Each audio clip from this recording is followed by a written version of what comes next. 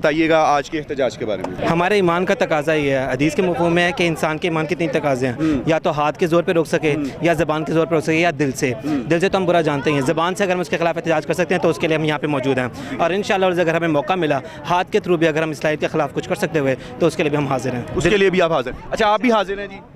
فلسطین میں جتنی بھی ہماری ماؤں بہنوں بیٹیوں کے ساتھ بچوں کے ساتھ جو ظلم ہو رہا ہے، آپ اس میں کتنا آپ کو دکھ ہے، درد ہے، اور کس طریقے سے آپ چاہتی ہیں اس میں پارٹیسپیٹ کریں؟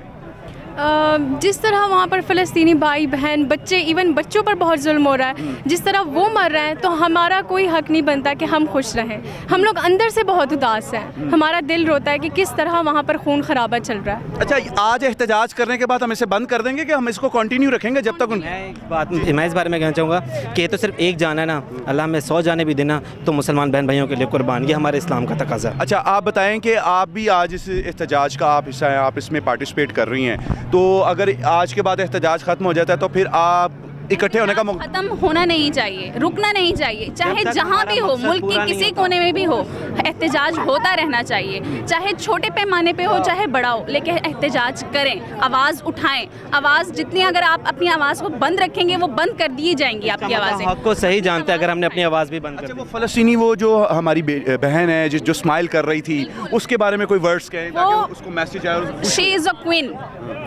بلیور ہے وہ اور کوئن ہے، ہماری کوئن ہے، مسلمانوں کی اور فلسطینی بہن بھائیوں کی کوئن ہے۔